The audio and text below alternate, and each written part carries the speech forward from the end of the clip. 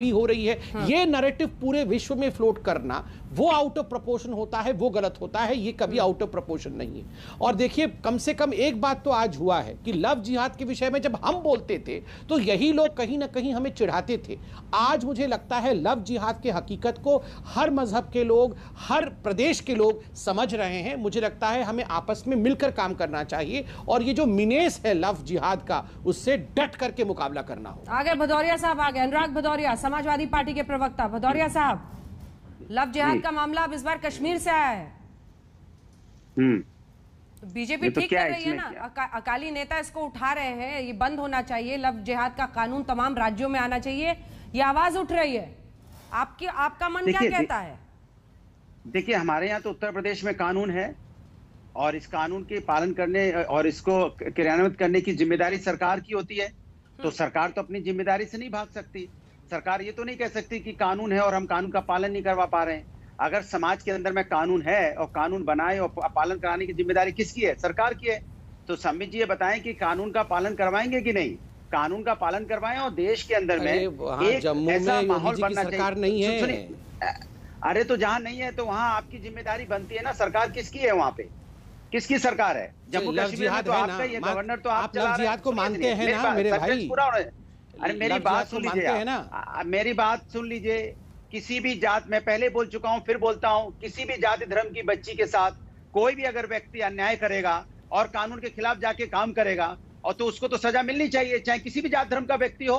हमने कब बोला है? हिंदुस्तान में कोई भी हिंदुस्तानी किसी भी बच्ची के साथ अन्याय नहीं कर सकता, वो चाहे किसी भी जाति धर्म का हो। मैं तो डंके की चोट पे कहता हूं।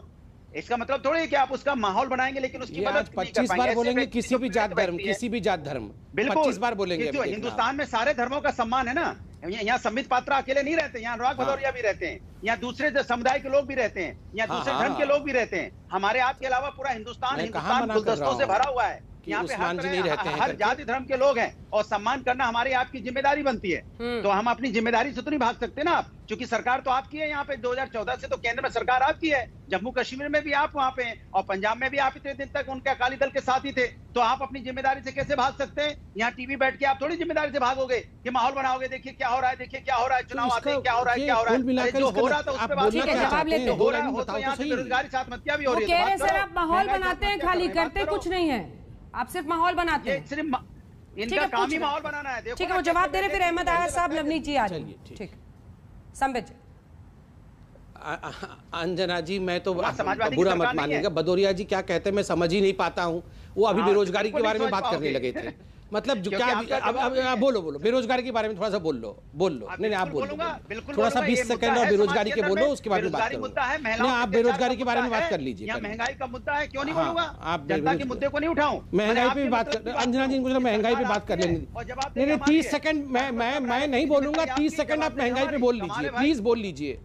नहीं मैं कुछ आप आराम से बात करो, गुस्साओ मत। 30 सेकंड महंगाई पे बोलो, फिर मैं आराम से बोलूंगा। 30 सेकंड महंगाई पे बोलो। केंद्र में आपकी सरकार है प्रभु, आप 30 सेकंड महंगाई पे बोल लो। मैं अलाउ कर रहा हूं भाई साहब, मैं बोलूंगा नहीं बीच में। तो आप समाजवादी कोई बात, आप 30 सेकंड महंगाई पे बात कर लो और 30 सेकंड बेरोजगारी पे भी बात कर लो। 60 सेकंड लो आप।